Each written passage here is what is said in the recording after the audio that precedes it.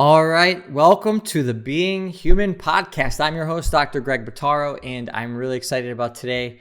Our episode, we're talking about something that has not been talked about enough, but this year is going to be quickly gone. We need to talk about more St. Joseph. St. Joseph and what everybody gets wrong about St. Joseph. Okay, maybe not everybody, but what I find to be the case, most people have difficulty with what I need to talk about today and open up for you all. So I hope that you're not St. Josephed out, because there's a lot that's been out there so far. But this is the year of St. Joseph. And like I said, it's not going to last forever. So come December, we're going to be wrapping up the year of St. Joseph, and then that's it. So there's a ton of graces that are available right now, and there's a really big opening in terms of our world understanding, learning about, receiving the truth about St. Joseph. And it's really unfortunate that so much is lost in translation when it comes to how important St. Joseph is to our time, to our church, to our families, to ourselves. So stay tuned. Please listen in with a really open heart to what I have to share with you today. My name is Dr. Greg Bottaro, and I want to welcome you to the Being Human podcast.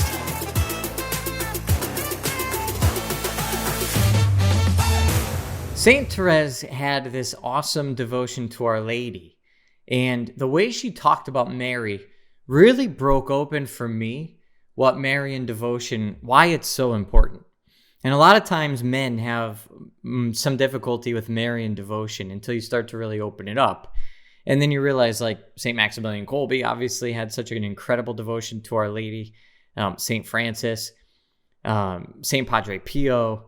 Actually, these are all Franciscans I'm mentioning. There's a deep Marian dimension to Franciscan spirituality. But more than that, all the saints of the church, you'll find really beautiful Marian devotion. But specifically the way that St. Therese talked about her, I think is really important.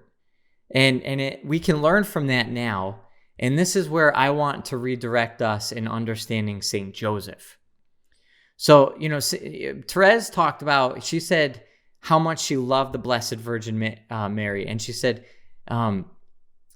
she is described as unapproachable, but she is more of a mother than a queen.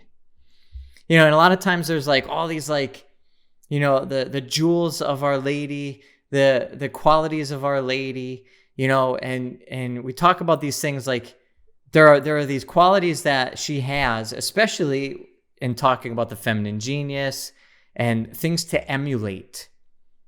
But we have an easier time, and what Therese really introduced us to is this idea that Mary is not just about being a model. It's not just about emulating Mary. It's not just about being perfect and having this immaculate heart and being without sin. That's not why Mary is so important to us. The Marian devotion begins with Mary being a mother. We need a mother. Therese also said, when she was talking about receiving communion, she said, in that first fusion with Jesus at Holy Communion, it was my heavenly mother again who accompanied me to the altar, for it was she herself who placed her Jesus into my soul. That's, it's like Mary is our mom.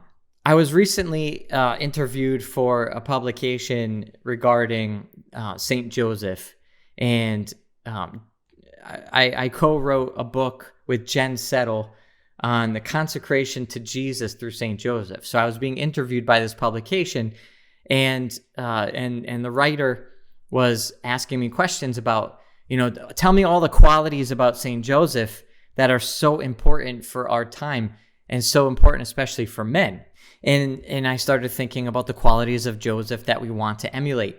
And I realized at that time that a lot of what I've heard about St. Joseph is about the qualities of St. Joseph.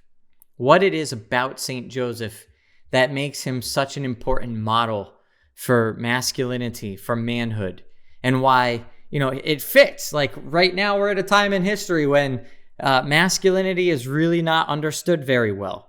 And we have this idea, culture has this idea of toxic masculinity. We're supposed to basically throw out the idea of masculinity because it's such a threat to the world and to women and to all that. It's like, okay, there's a certain dimension of that that's true. We definitely don't want, any kind of self-serving, selfish, hurtful kind of masculinity. But that doesn't mean that we should throw away the entire idea of masculinity. So then we bring in St. Joseph and we say, well, Joseph must be a model for masculinity, right? And yes, of course, again, this is not to say that people who are writing about and speaking about the qualities of St. Joseph worth emulating are wrong in doing so. Of course not. One of the best talks on masculinity that I've ever heard, and I'm going to link to it in the notes here because it's really good. I think you should check it out, is by an author named Devin Schadt, S-H-A-D-T, and S-C-H-A-D-D. I'll have to look that up. I'll put a link in the notes here. But he talked about the qualities of St. Joseph, and he listed, I think it was seven or eight qualities of St. Joseph, and he really broke open for me what it meant to be a man and how I could think about emulating Joseph in that pursuit. But again, it's not all there is. And I think the reason why we're at where we're at now is because there's an invitation to go deeper, to realize that we need more than just another model for men to emulate. And the power of truly understanding St. Joseph coincides with the importance of understanding the incarnation. I'm going to say that again. The power of understanding the importance of St. Joseph goes along with understanding the truth about the incarnation. These two realities go hand in hand. And it's not just that Joseph is another saint to emulate. We can find qualities in all of the saints to emulate. That's kind of what makes them saints, right? So we're not to be mirror images of any one saint, and we certainly can't have cookie cutter saints. But every saint is literally elevated to that position of sainthood because there's something about their life that we can emulate in our own life, and it's supposed to be an aid to us on our path to our own sainthood. Okay. So why Joseph then? Like, why would we make a whole year for one of the saints? He's not just another saint to emulate. There's something different. And it has to do with the incarnation. What we're understanding now, the development of the church, and remember, the magisterial teaching of the church never changes. But there is in theology an understanding of the body of Christ, the church on earth, as a developmental, dynamic reality. So just like over time, dogmas are added, it doesn't mean that we're changing the teaching of the church. It means we're fleshing out ever new dimensions of what it means to understand our place in this world.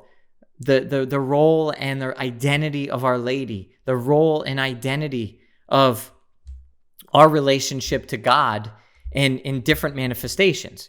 So this isn't to say that church teaching changes, but church teaching is fleshed out further over time. So we can understand that as we grow especially as new cultures are understood and new technology is developed and new expressions of humanity develop over time. There's always a dynamic relationship to the body of teaching of the church where the church is active and growing along with humanity. Where we're at now, and this is a perfect way to understand, by the way, theology of the body. So that's why, theology of the body is not a new teaching, but it is a new way of teaching. It's a new fleshing out of gospel truth, but in relationship with culture where it is today. And it might open up new facets of understanding for men and women of today that men and women of 100 years ago wouldn't have even known how to make sense of, or wouldn't have known what to do with, or wouldn't have had any use for. But men and women of today have a need for certain dimensions of teaching and a certain way of language and putting things. So there's this developmental aspect. My proposal, what I'm introducing, is the idea that needs to be true for St. Joseph.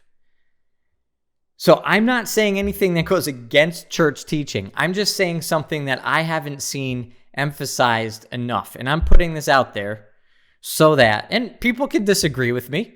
Absolutely.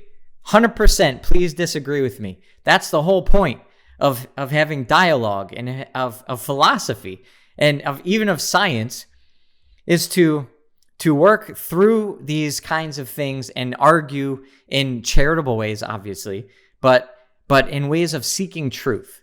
So I'm not seeking to just, have my own way put out there. I'm seeking truth. So if what I'm saying is disagreeable in any way, by all means, please let me know. And I love the continuation of dialogue and continuing to unpack these things. But this is what is different about St. Joseph now, in 2021, during the year of St. Joseph.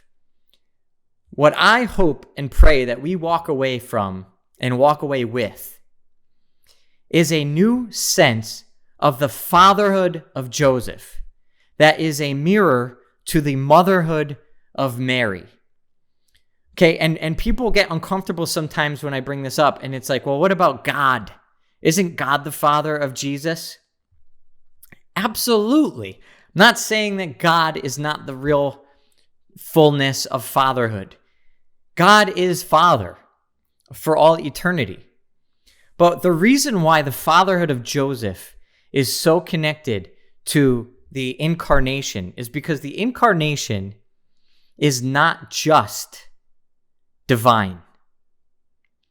The incarnation is not just divine. Jesus Christ is a divine person, but he has a divine and a human nature. There is a humanity to Jesus that is real. And the humanity of Jesus that's real needed to develop in the way that our humanity develops. Jesus shared all with us except for sin. He was human in every way except for sin. And that means that he entered into what is our life. Our life, actually, properly understood, is imaged in him. He's the mold. He's the model. He's the blueprint. And we are created out of his image. Even though in space and time, he came in the incarnation after Adam and Eve already were created, and then there's all the dimensions of humanity that unfolded until the incarnation happened in time, in history. So in history, if you're looking at a timeline, Christ is in the middle. But in the sort of philosophical, abstract, and sort of the meaning of life, the meaning of our humanity, he's the model from which all humans are patterned. So he's like us in all ways but sin.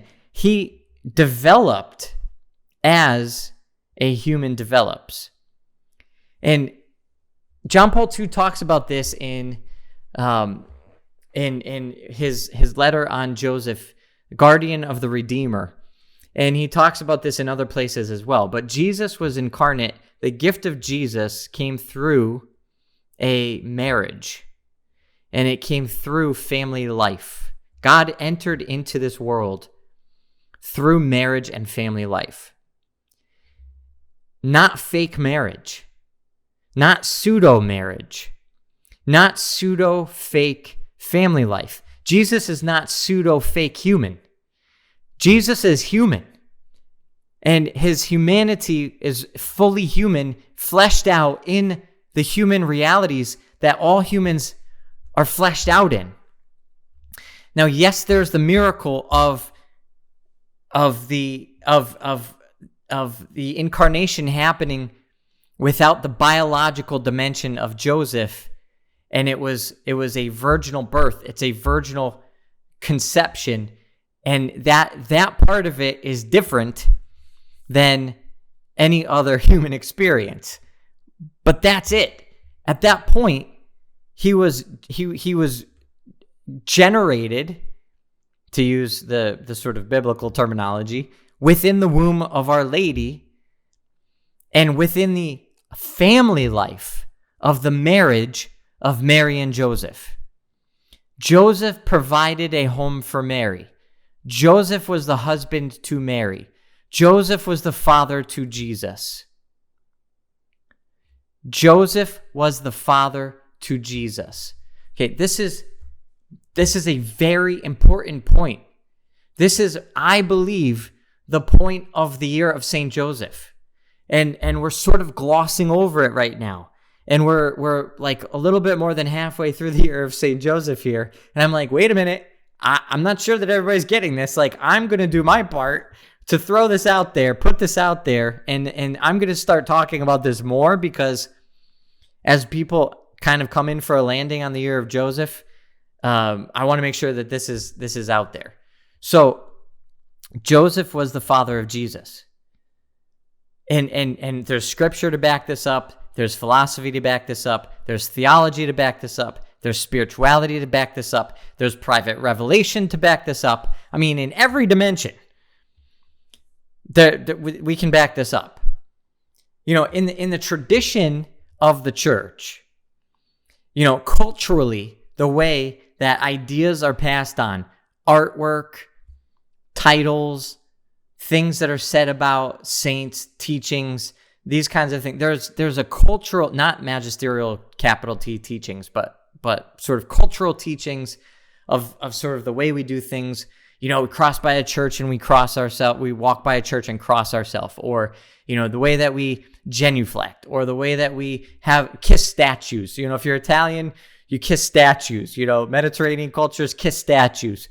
You know, there's, you know, whether you wear the rosary beads around your neck or light candles for certain things or whatever, like, these are cultural teachings. And there's a cultural tradition. It's a cultural tradition. And it's passed down, and it's become part of the language of the church, that Joseph is the foster father of Jesus. And then it's really not talked about in any other way. Joseph is sort of dismissed. He's there in some of the pictures. He's the old man. He's the foster father, fine. But, like, we haven't really done much with Joseph. But what I think needs to happen is Joseph needs to come back to the forefront, where he would have been in the life of Jesus himself. The life of Jesus himself. Think about, I think it's Maximilian Kolbe who said, you don't be afraid of loving Mary too much. You can't love her more than Jesus did. Like, boom. That's how you, like, it's the mother of Jesus. Like, Jesus, think about, like, being raised in a Jewish home with that religious honor and reverence and dimension of the family life. Like, you reverence and honor your mother and your father. So what kind of household did Jesus grow up in? Jesus was not dismissing Joseph. Like, oh, you're just the foster father. You know, it's like, I can, you know, just imagine, like, kids of today, what kind of situation they think you're not the father of me. You know, like, no, that's not Jesus. That's not Jesus. Jesus, the incarnation, was born of a marriage. This is what John Paul II said. A marriage in all of its fullness. So even though it was a virginal marriage, it was not a partial or fake marriage. It was a real marriage. And the marriage of Joseph and Mary opened up the fruitfulness of the incarnation of Jesus. Not biologically, but spiritually and emotionally. The marriage of Jesus, of Joseph and Mary, opened up the channel that allowed for the incarnation. It was not just Mary's yes. Our church needs to hear this. Our church needs to believe this. Our church needs to teach this. If what I'm saying is wrong, then it's very wrong. But if what I'm saying is right, think about what is lost by not breathing this truth. If Mary's important, then how much so also is Joseph important? You see, our whole focus is on the physical body. So we see the Immaculate Conception, we see Our Lady, we know she gave birth to Jesus, and all we're doing by only focusing on Mary is isolating and limiting our focus to our bodies. And as bad as over-spiritualizing ourselves is and only thinking about the spiritual dimension and ignoring the body, so too is it wrong to only think about the body and only imagine that the motherhood of Mary matters because she physically brought Jesus into the world, and we ignore Joseph. Joseph did not physically engender Jesus. We know that, of course. But Joseph spiritually and emotionally fathered Jesus. So how can we imagine that we're going to restore the beauty of family life, which is more than just physically engendering children, if we are not starting from a place where Jesus himself is understood to be brought into the world through marriage and family, even if only on a spiritual, emotional level? If we hope to fix what's wrong with our church, if we hope to fix what's wrong with our families and family life, we need to start with fixing our perception of Mary and Joseph. And that means right now focusing on Joseph, because we've got Mary good. We've got her right. At least, we have a bunch of dogmas to correct our thinking if we're off on that. There's nothing for Joseph yet. We need Joseph dogma. We need Joseph teachings at least. We need to do, we put him into the canon of the Mass, which is beautiful. And there are encyclicals and teachings that are starting to be, in the last 100 years, 120 years, starting to come into the church. But out of 2,000 years, the last 100 years is scratching the surface. We need a lot more development of this understanding. Joseph is not just a man to emulate. Joseph is a father who adopts us. As much as Mary is a mother who adopts us. He's more than just another saint. He's a father. What does this have to do then with the fatherhood of God? He leads us to the fatherhood of God. What does Mary as a mother have to do with the fatherhood of God? You see, we get this sort of twisted understanding of family dimension. And it's Mary is our mother and God is our father. So Mary and God the Father are married and, we're their children. There's a lot of things wrong with that analogy. And on certain dimensions, obviously we understand Mary as spouse of God, spouse of the Spirit especially. That's one of the Franciscan sort of dimensions, that Mary is the spouse of the Spirit. And none of these things can be totally defined and compartmentalized because it's all mystery. But on the level that we're imagining Mary as mother, we're talking about our humanity. And then just as Therese says that Mary accompanied me to the altar, for it was she herself who placed her Jesus into my soul. See, Mary is mothering Therese in her humanity, and then just like the incarnation is Jesus born inside of Mary's humanity, Mary is then allowing us to have Jesus born inside of our humanity so that we become transformed in Christ and that we decrease and he increases in us. It's like Jesus is being born again inside of us. But again, Jesus is born of a marriage between a mother and a father. If God didn't want Joseph in the picture, God did not need Joseph in the picture. God could have just had the incarnation with Mary alone. There didn't need to be a Joseph. God wanted Jesus to be born of a mother and a father. And so too in our own hearts, God wants Jesus to be born of a mother and a father. Now we could take this a whole nother level and look at this through the lens of psychology. Because in psychology, we talk about attachment And there's attachment theory and attachment relationships, attachment wounds, and all the things that make us broken, imperfect, wounded. These are things that we've inherited because of our parents passing down to us brokenness and woundedness and imperfection. It's what they got from their parents, and what their parents got from their parents, and what their parents got from their parents, all the way back to Adam and Eve.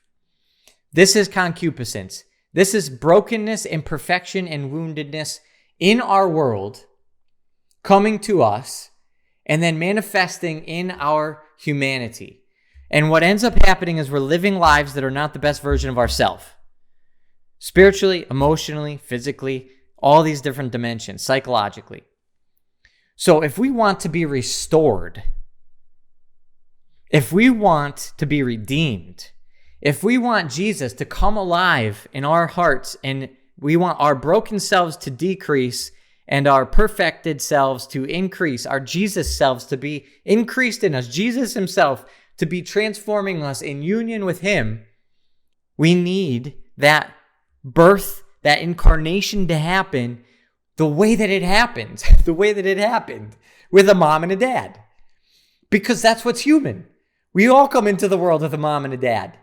We're all broken or healed, perfected or imperfected through the human story, the human way of having a mom and a dad. If you have a genetic code, if you have DNA, that's human. That means you have a human mom and a human dad. Every single human being that's ever existed, that's the case. So as we grow, we need that transformation to happen with a mom and a dad. And the human stuff that we start with can be transformed, united to Christ, and redeemed. The way that his humanity was transformed, and the way that it was not transformed from sin, but developed from conception through gestation or generation to birth, and then growing through the infant years, the toddler years, learning how to walk, learning how to read, learning how to pray, learning how to do all the things that he did as he grew in stature and wisdom in the home of Mary and Joseph.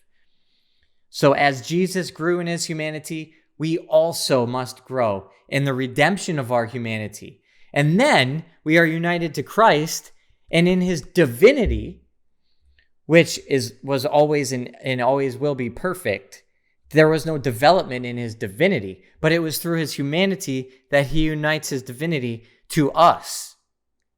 So this is the deep theology of the incarnation. And this is why Joseph is so important. And this is why understanding Joseph as father is so deeply connected to Jesus as the incarnation. If Jesus was actually human and not just a divine being putting on a human facade, which has been a heresy in the church, that means that in his real humanity, he had a real mom and a real dad. And that we can join to him in his humanity with his mom and his dad. Just the way that Jesus said to the beloved disciple from the cross, "Behold your mother." Why would he say that? Because we need his mother so that he can be reborn in us. But Jesus was not incarnate of a single parent family.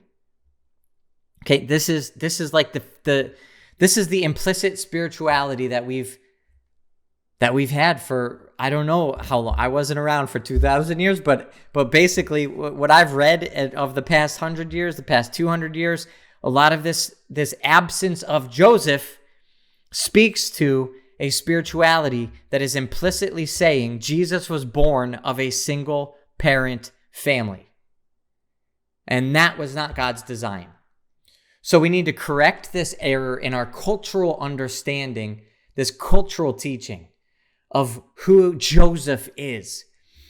And then let that sink in.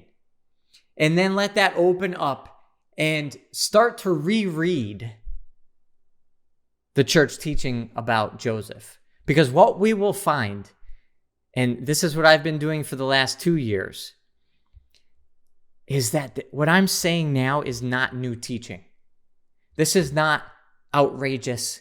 This is not absurd.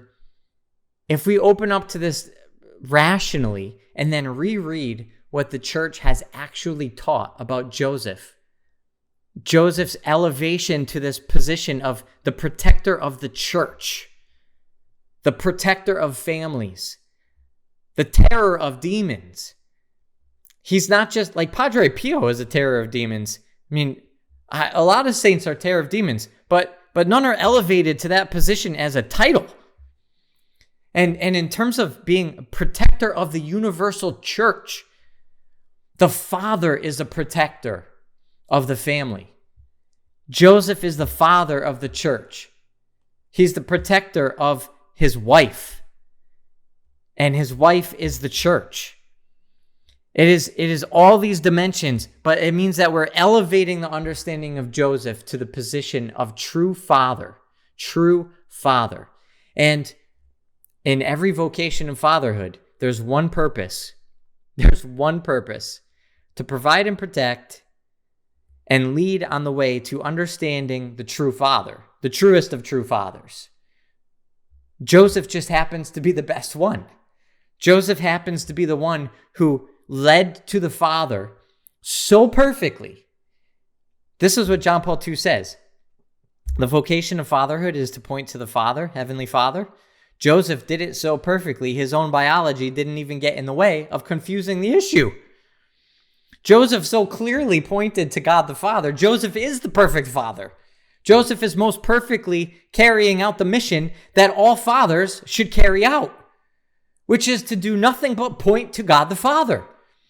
Joseph did his job of being a father so well that people call him only a foster father.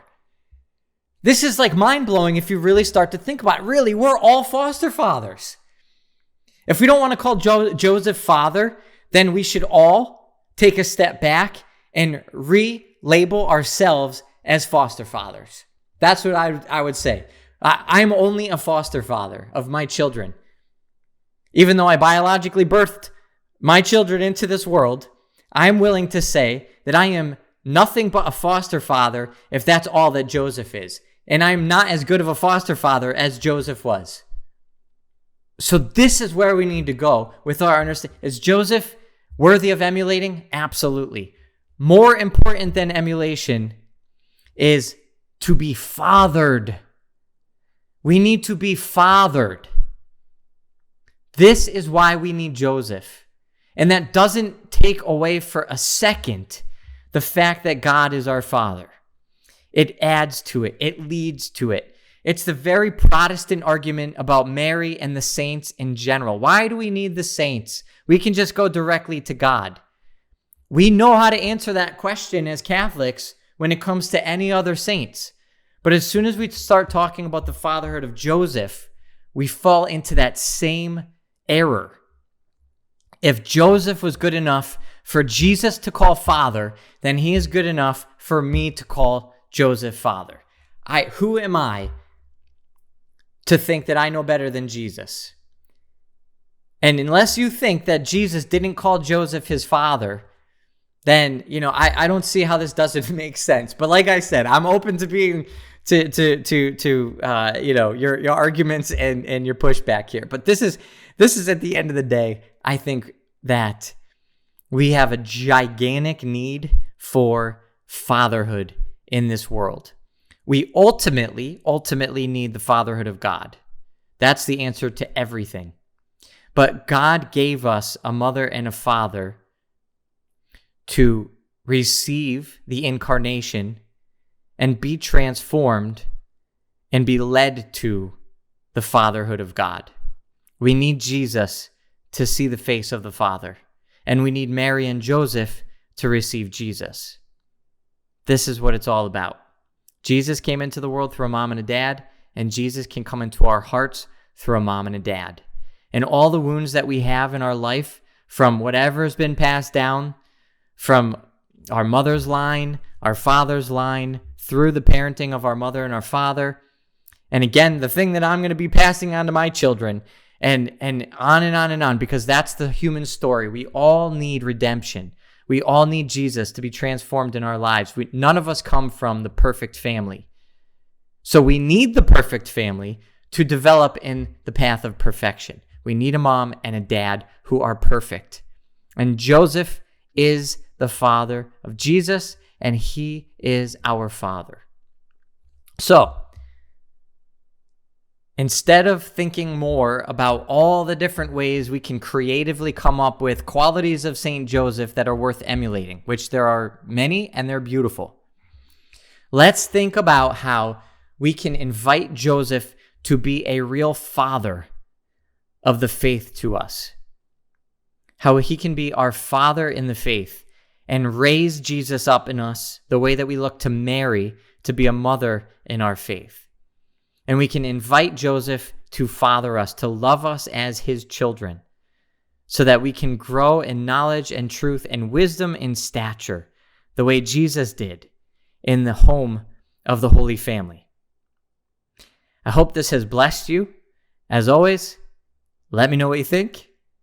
And I hope that you can find ways to promote the beauty and wonder and power of Joseph as a father in our world for the rest of this year of St. Joseph and beyond. God bless you. Thanks for listening to the Being Human podcast. If you want more free content and information about what we do at the Catholic Psych Institute, head on over to CatholicPsych.com. God bless you.